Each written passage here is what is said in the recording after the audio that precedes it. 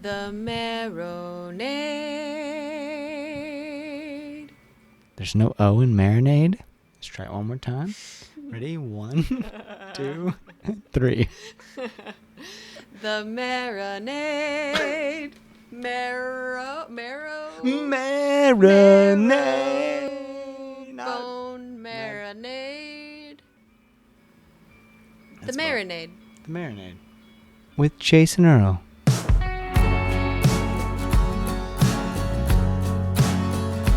Well, don't lie to me, don't lie to yourself. We were much too sentimental, baby, to make it in the modern world. And I spent my nights alone in a road the wheels off. I simply ain't the first thief, honey, pulled up on a cross. And I don't believe that anybody here should cry for me. Welcome to The Marinade with Jason Earle, a free-flowing conversation about the creative process with creative people. This is episode 59, and our guest is Brian Fallon. Brian is best known as the lead singer and principal songwriter of the band The Gaslight Anthem. He also has an excellent project called The Horrible Crows and wonderful solo records, including his most recent release, Local Honey, which is a gorgeous collection of songs. Local Honey was released in March 2020, and you can order physical copies at brianfallon.net or from your local record store. It is a huge honor to talk with Brian, and I'm incredibly grateful for this opportunity. Everyone, my conversation with Brian Fallon. Tell me all the vicious things that no one knows but God. You simply ain't the worst that I've seen stumbling through the dark. And I'll take it to my grave no matter what they do to me. 'Cause they'll never know what it cost you to be old. But to me, you're a dream, a divine mystery. And I'm lonely, lonely for you only. I'm lonely, lonely for you only.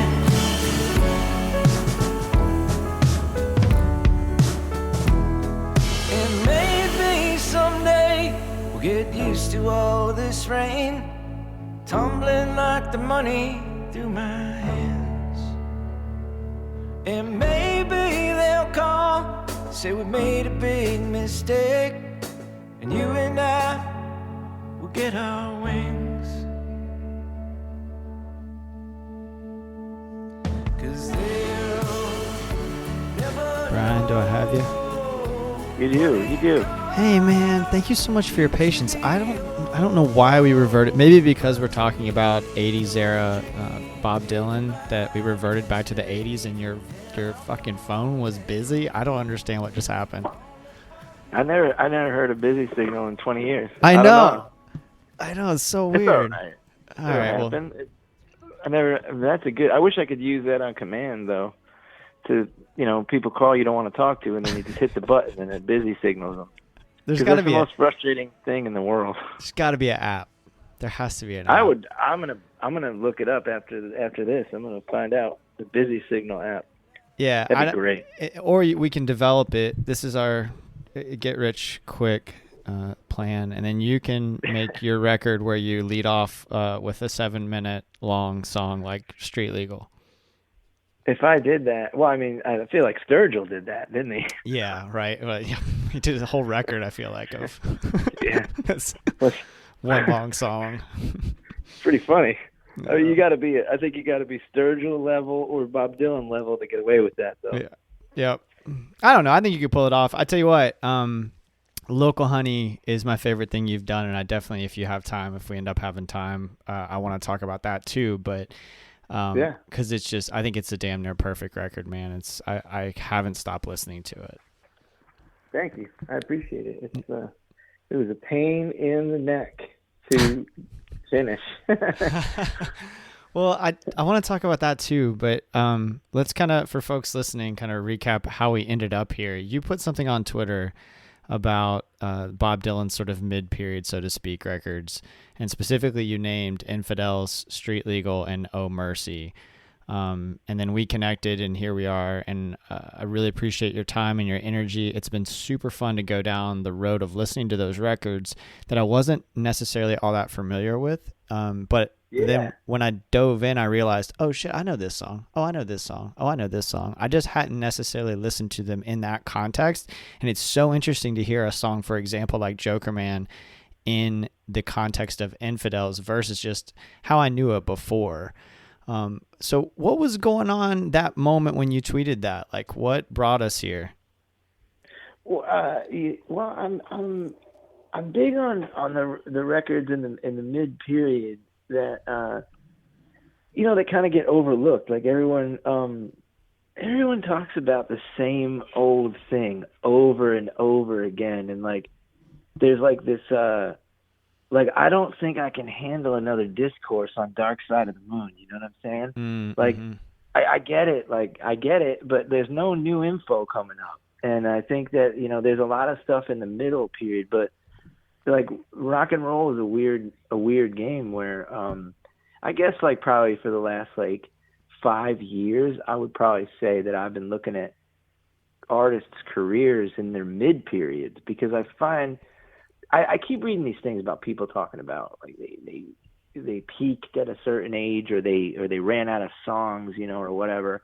And so in my head, naturally being in that age group of like 35 to 40, I go, well, that can't be possible, And so I started like a little bit of like a neurotic mission to prove myself and my insecurities wrong. That's where this really started from, and that was 4 years ago. And to see, is that true or is that not true? Can that be disproven? And I've been finding some real home runs with this, and not only Bob Dylan, but I found a few things. So that's where the tweet was coming from, that there's a lot of like mid-period stuff that gets ignored. Well, it does get ignored, and it's interesting going back and revisiting it, because those 3 records are very different. And I don't think of them in the same way that I do think of the sort of canonical Dylan records. And maybe I'm mischaracterizing them in that way, but if I don't, when I think about the ones that are in the canon, I think about Free Willin' and I think about Blood on the Tracks, and those things come to mind. But what's interesting for me, and I want to hear your thoughts because I know you came to Dylan very differently than I did. I didn't get, like, nobody around me was listening to Dylan. I'm about your age, and nobody like was listening to Dylan. I didn't have like, my cool uncle was like turning me on to Skynyrd and the Allman Brothers and the Eagles. There was no mention of Dylan, and my dad was listening to bluegrass. But you kind of, so I got into him in Time Out of Mind, like that.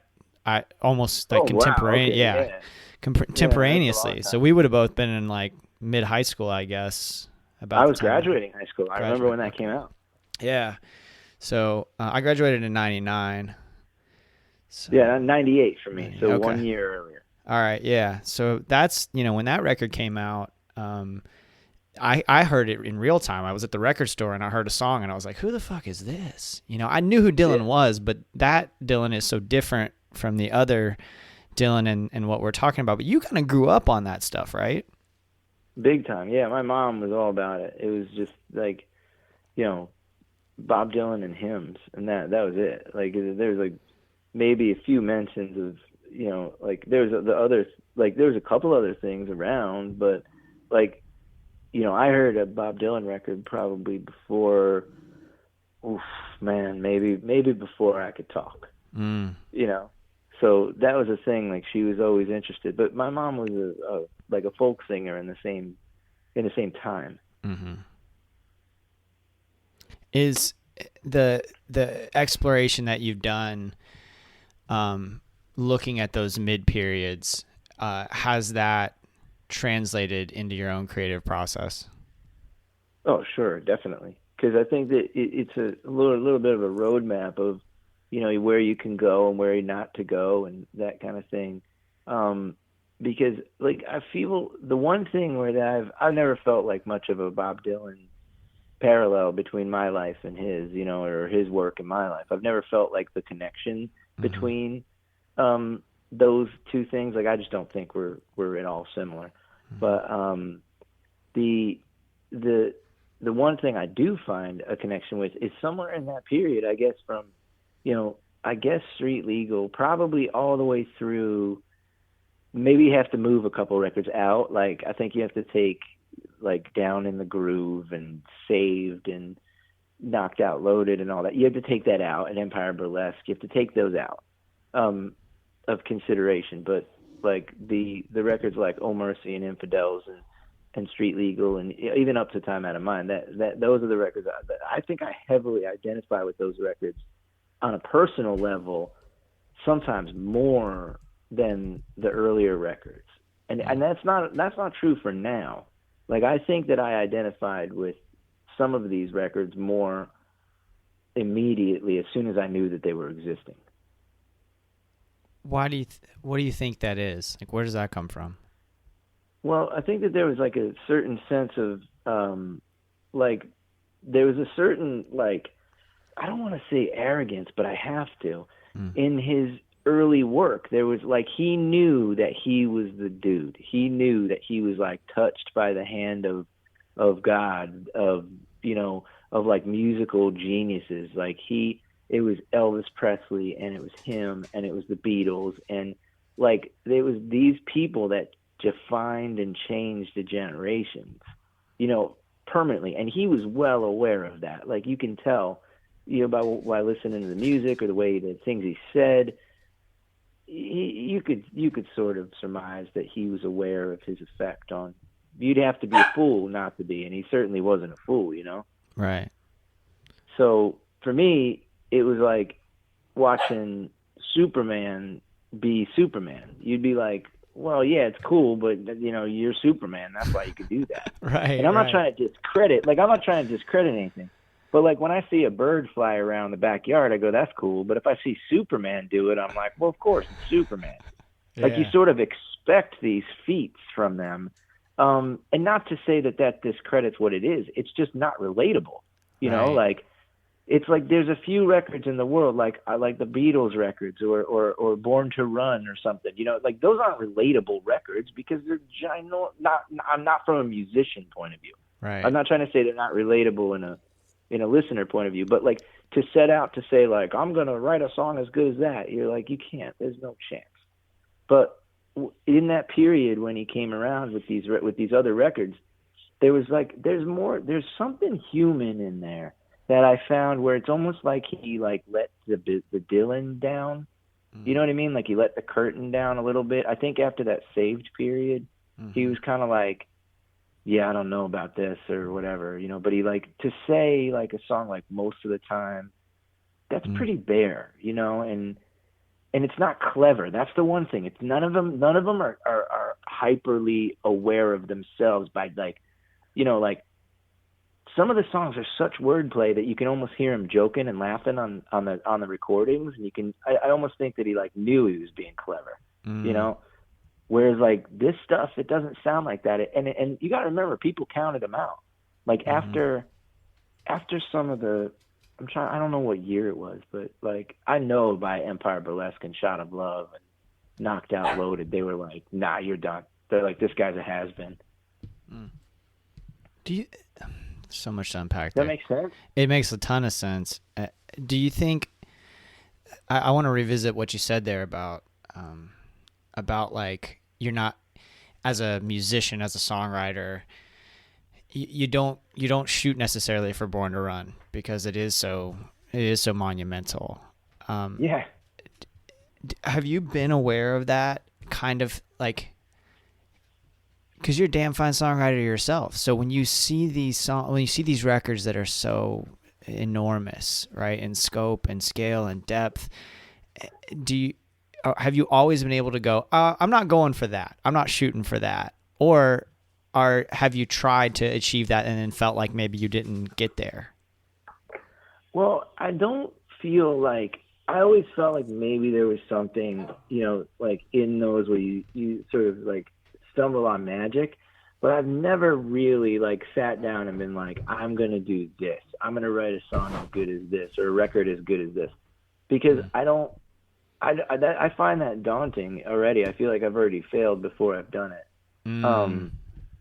You know what I mean? Like like I couldn't even start out to think like, how would I write, Meet the Beatles? Like, how do I write a record as good as that? Even now I hear those songs, and I hear Dylan's early songs. Like one in particular that always sort of like gets me is like Subterranean Homesick Blues, like that one. Like I've thought to myself, like, well, that's like, it's kind of like a wordy thing over like, like a blues shuffle. I'm like, you could probably try something like that and see what it would sound like. Right. I don't think so, though. I don't think that's a good idea, because every time I've sat down and been like, well, what does that sound? It sounds like garbage. I know. I've tried. Is that you saying that, or have you brought those songs to other people and they're like, nah, you're not there yet? No, I'm not fool enough to bring them to other people. That's, I'm a great editor. I might be a better editor than I am, like anything else, as far as like, knowing when that might not be the thing. Right. But yeah, I don't know. What are you gonna say? Well, I think that like sometimes, in my experience, like with me, the people, they always would say that. They'd be like, well, maybe it is pretty good, and then I send it to them, and then they're like, no, I told you that. Why'd you waste that step? Like his producers always want to say that, like, bring it in. There might be something salvageable in there, and I'm like, there's nothing salvageable. I've been doing this a long time. Don't hassle me. Is that kind of inclination, you being the editor that you are, did that lead to Local Honey being difficult to finish?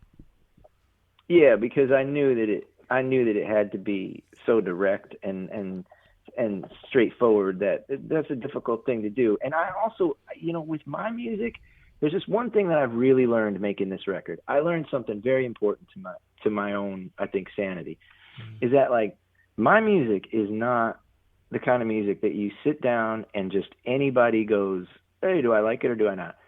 I feel like some people, like they get it and they look at it and they take it into their lives and they say, wow, this is like, I can really put myself in here. And then some people, they just can't get past the fact that they think that they're the cynicism about it, because there's nothing about what I do that is like inherently cool. And there's nothing that's like, I'm not like an edgy guy. Like I don't have like the new take on the whatever hot topic is out. Like I see hot topic is probably a dumb word to use, but I don't know any better. Like it's not like, I'm just not cool. I've never been good at it. I've never been good at it in high school. I was bad at it. So like, I don't have the like, I don't know, like somebody like Dylan, or, another good example is like Margot Price. She's really good, and Dylan's really good at being edgy, like having that cutting take, Yeah. Like they can say something that'll cut through. I don't know. It's like a skill or a talent or something. You know what I'm trying to say? Like if you like a song like Masters of War would have that, or even Joker Man, that has that. There's like a few lines in there where it really saws you in half. It's like a razor blade, and I've just never had that.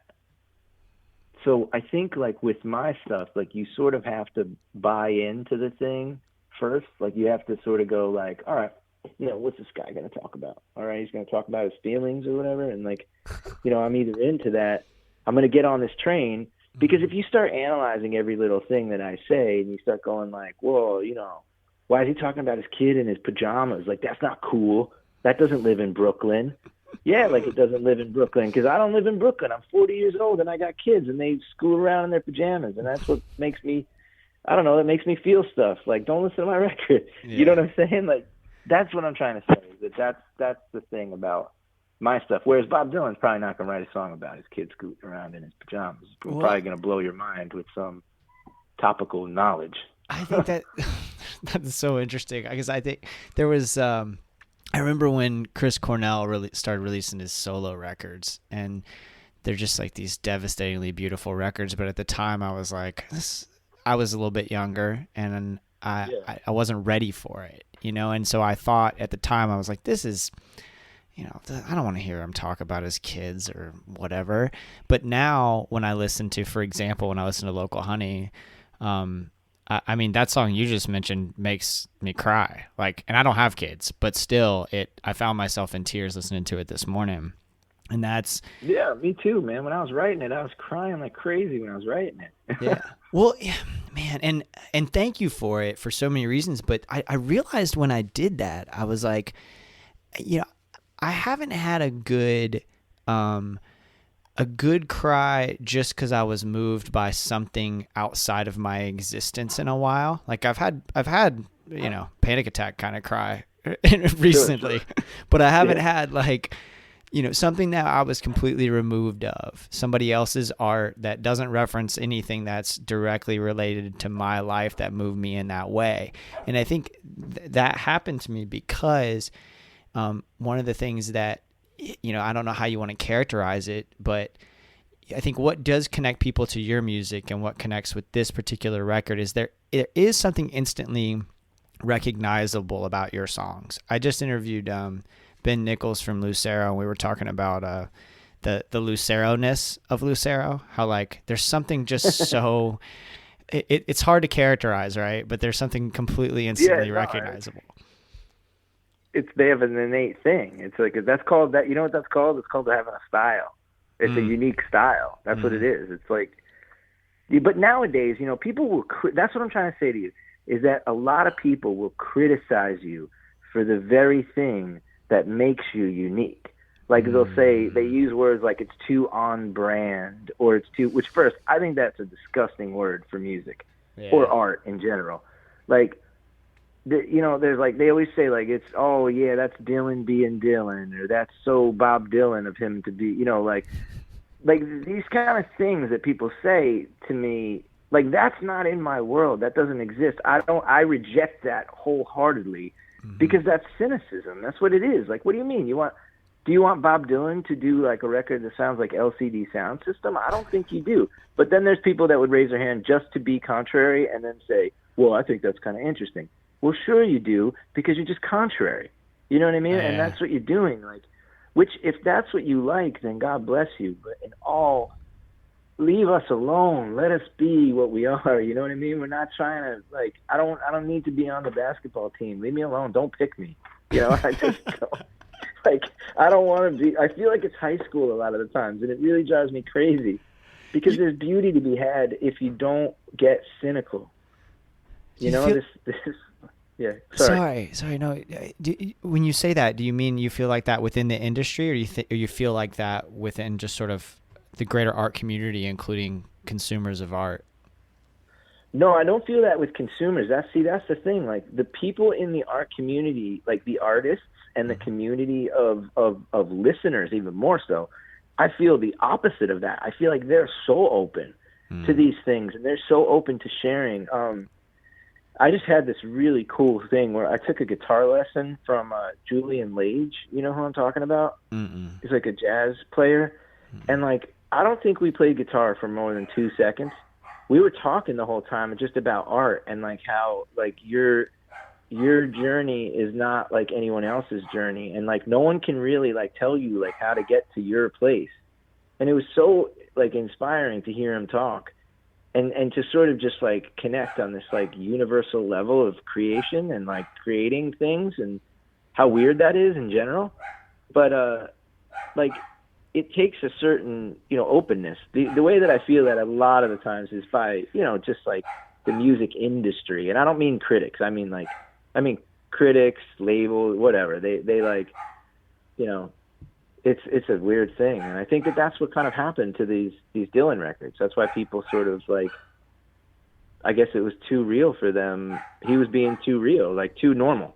Not real, but normal. He was being too normal. Yeah. There's nothing real about that guy. He's so otherworldly, I feel like. But the Infidels record kind of gets to what you were saying when you said something like, do you want Bob Dylan to make a LCD Sound System record? You probably don't. And that was my one criticism, and I am not a very good critic. I typically don't say much if I don't like something because of a lot of the reasons you just mentioned. If it doesn't hit with me, then it just doesn't hit with me, right? It's just not – it's okay if it doesn't hit with me. It's not maybe it wasn't made for me, I don't feel comfortable with criticism of art in that way. Also because most of the people I'm listening to, even if I'm not crazy about it, I can't do that thing that they do on that level.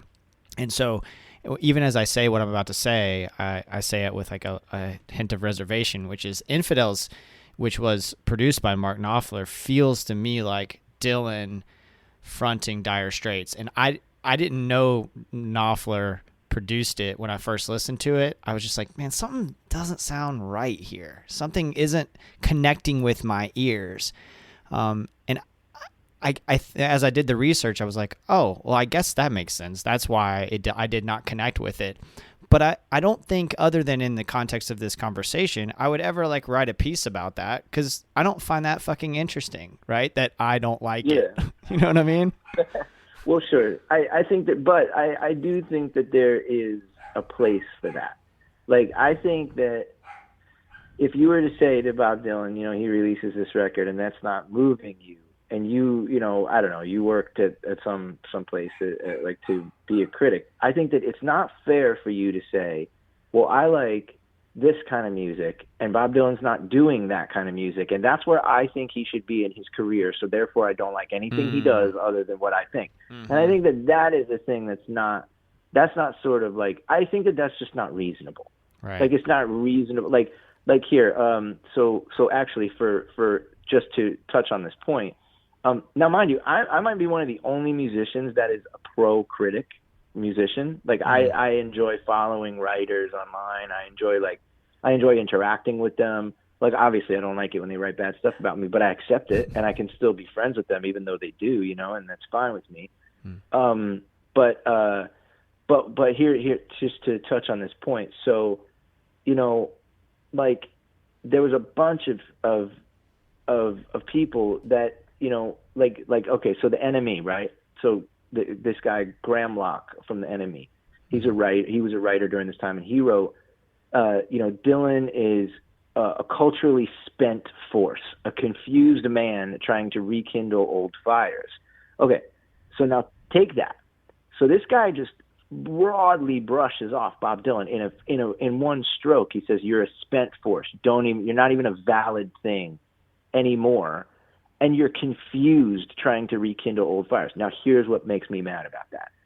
Because where on this record, you just said, this sounds like Dylan fronting Dire Straits. What other time, this doesn't sound anything like the freewheeling Bob Dylan. And Right. I feel like I'm an expert.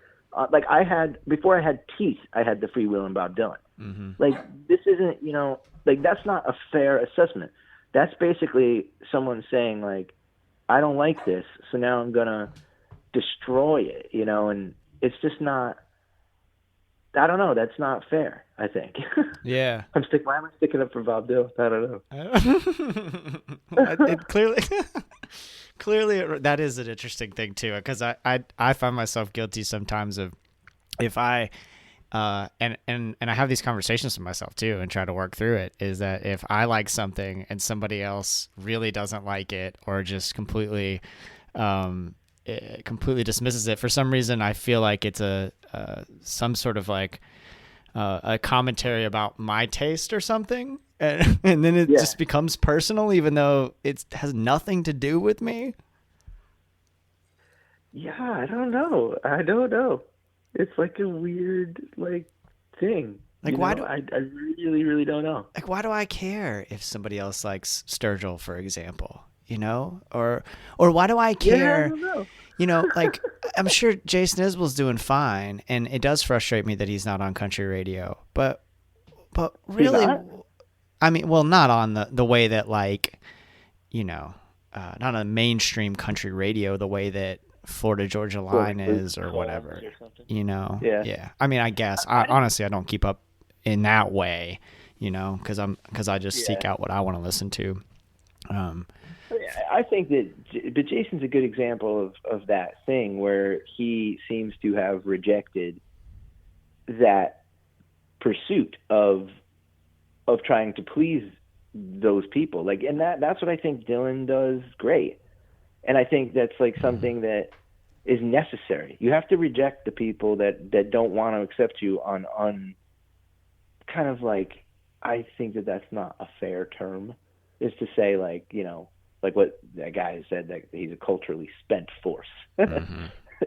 You know, or if somebody's not going to play him on the radio, Jason or Bob or whatever, that you have to sort of reject that. You can't. I don't think you can try to please them. Well, the culturally spent force thing, I mean, I think that's the interesting question about music criticism or art criticism in general, or art commentary for that matter, is that sometimes you have to be careful. Like, as someone who writes about records, I try to be careful not to make it about my writing. Like, that sounds like a guy who was trying to make it more, and I haven't read the piece, I'm just taking out of context what you just said.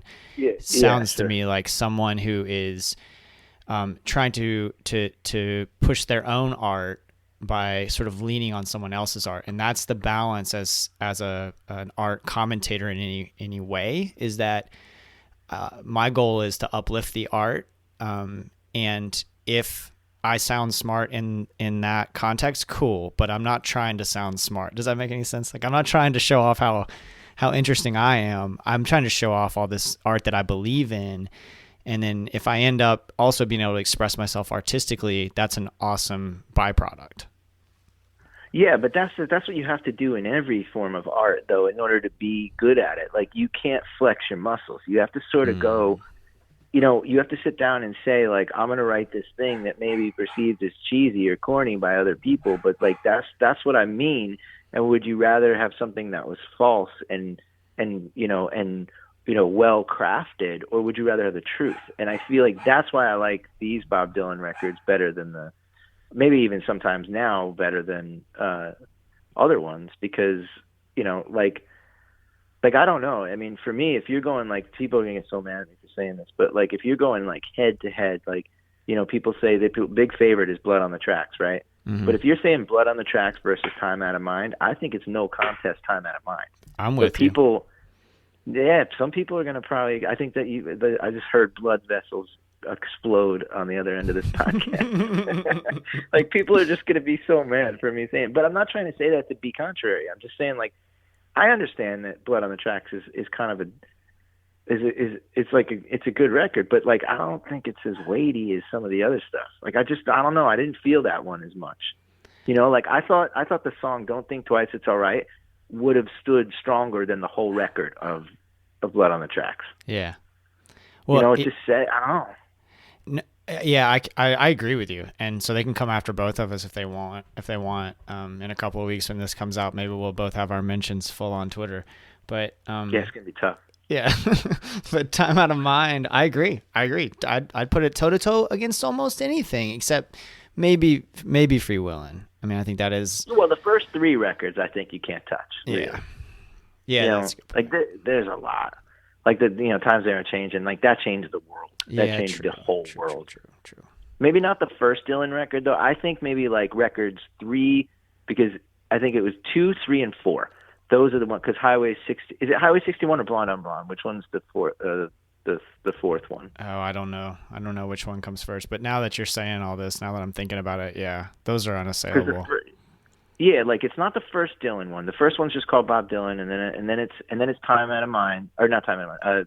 Times They Are Changing, which, so that one, Freewheelin', and I'm gonna say Blonde on Blonde. I think whatever record that is, but I think that's the one. Bringing It All Back Home, not so much, though it's got good songs. But Blonde on Blonde, those 3 records, like, you can't.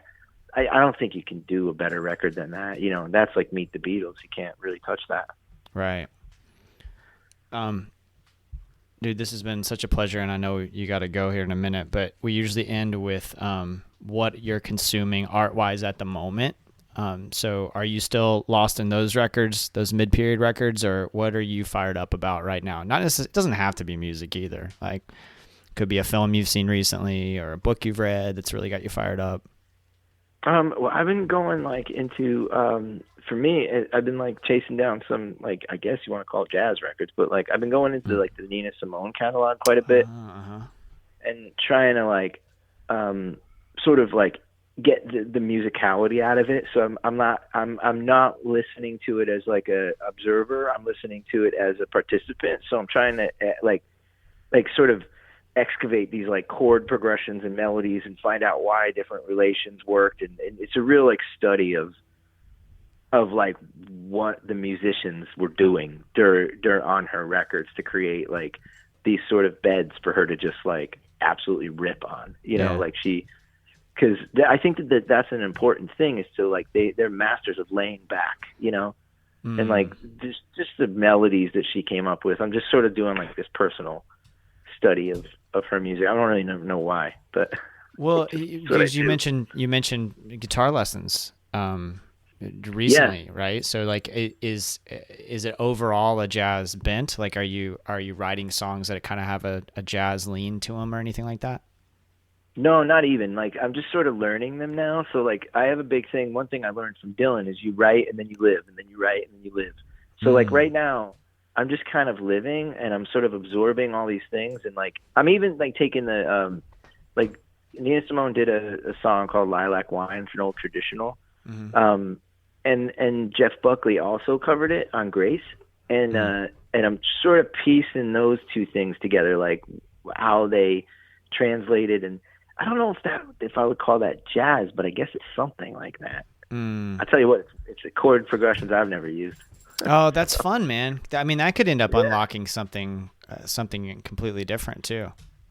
Totally. Like, I think that, you know, you now this has sort of set me off though, the whole like doing the record, the local Honey record. Like when I was sort of looking into it, I was like, okay, you know, that's it. I'm jumping ship. I'm just like, I'm going for this. I need to explore these things that have been kicking around since I was a child. I can't be hearing what anyone else wants me to do or anything like that. I just got to do this. So, man, I had like a real mid-period Tom Waits kind of moment. That's so wonderful, man. I'm glad you did. You know what I mean? Yeah, I do, and I'm so glad you did. I think I've followed your career for a long time, and I'm a fan of your music, and I mean all the stuff, like the Gaslight stuff, the Horrible Crows stuff, your solo records. But I think this is my favorite thing you've done, man. Local Honey is my favorite thing you've done. Thank you. I mean, to me, so far, it was the most immediately satisfying when I was finished. Oh, wow. Like, I stepped back and I was like, whew. I was like, okay, like that's done. It's done. Awesome. I don't need to do anything to it. It was cool. But it really opened up, like a door in my mind. It was like, I don't know, like people say they have like a religious calling or something, and they know that they're like, I'm supposed to be a pastor. Yeah. And I felt like, when I finished the record and like drove home with it, I was like, oh yeah, this is what I'm supposed to do with my life, you know? Yeah. Like just explore all this stuff. Like, what is this, you know? Because I've already done the other thing as best as I could do it. So when you feel it's when you feel that you haven't achieved something, then you have to keep digging at it. But the weird thing with me is like when you feel that you've achieved the pinnacle of your ability, like if I was a runner and my goal was to win the Olympics, well, I've won the Olympics for myself, you know? Right. Like, I feel like the things that we set out to do as a band, we won. Like, we did it.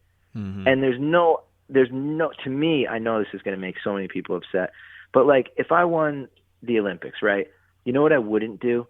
I wouldn't go to the town fair and run around the block for everybody and go, look at my medal from 2009. I just don't want to do that. Like, I don't like that. I don't think that's not helping anybody, and it's not helping me, you know, kind of explore what else is in life. And I think if Dylan sat there and tried to write The Times They Are Changing 50 times over, it would just be an embarrassment at a point. And I don't want to do that. I don't want to get to the point where it becomes an embarrassment. Man, I love that. I love that sentiment. I love that attitude. I love that take on Dylan, and I love your record, and I'm so grateful for your time. Thank you, man. I appreciate it. That's no problem. I appreciate it. It's a good time talking to you. Oh, good. All right, man. Take care. All right, you too. Be good. Thank you. I will. All right. Bye-bye. And maybe someday we'll get used to all this rain tumbling like the money through my hands. And maybe they'll call, say we made a big mistake, and you and I will get our wings. 'Cause they'll never know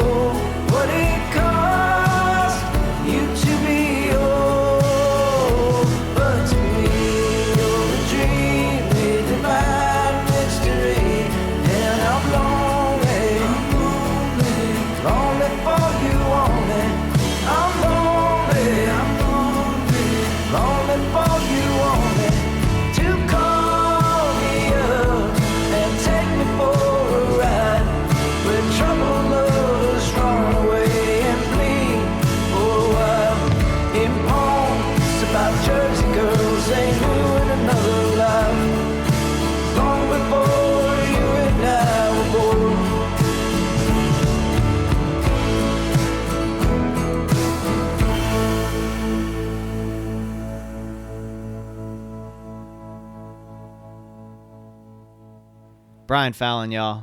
Thank you so much for sharing your time, knowledge, and energy with us, Brian. I had a blast researching and recording this episode. Everyone, the song you're hearing is Lonely for You Only off of Local Honey. I can't recommend it enough. The record is beautiful. He did a wonderful job with these songs, and I just highly recommend that you give it a listen and then grab a physical copy at brianfallon.net or at your local record store. This was such an interesting episode to put together because we approached it differently than normal. Usually I would think of questions that pertain to creative process specifically, but this one was focused on Bob Dylan. So I listened to a ton of Dylan, which is something I always enjoy, but don't do very often because Dylan can feel overwhelming at times. His catalog is vast and the songs are so complex. His life story is robust. And this gave me an opportunity to deep dive into a few records that I hadn't really spent time with. I go back to Time Out of Mind a lot. I go back to Free Will and Bob Dylan. I go back to Blood on the Tracks. I go back to my comfort food with Dylan and don't branch out very often. So I took on this challenge of listening to these records, and I'm so glad that I did. If you like what you heard in this conversation and you don't already, please follow The Marinade on Twitter, Instagram, and or Facebook. Just search at Marinade Podcast, marinadepodcast.com for all things Marinade, including written pieces like a recent review I published of American Aquarium's brand new Shooter Jennings-produced album, Lamentations, which is wonderful, as well as my ranking of Jason Isbell's 30 Best Songs, another project that was born of Twitter. We love interacting on social media, especially on Twitter. I'm pretty active over there. So if you want to say hi, give us some kind words or some feedback, that would be awesome. Tell a friend about the show. That's a huge way to help. It's free and it's easy. Give us a subscribe on your podcast app and a 5-star rating if you're so inclined. That makes a big difference for us as well. Most folks learn about the show by word of mouth. So, speaking of spreading the word, we have other ways to do that. We have new hats. They will be arriving in late May, but you can pre-order now, and I'll ship one out as soon as they arrive. It's a black and white hat made by Dome Hats out of Jacksonville Beach, Florida. I wanted something I could wear regularly and be excited to wear, and this is definitely that. If you really like what we're doing, please consider joining our Patreon community for just a few bucks a month.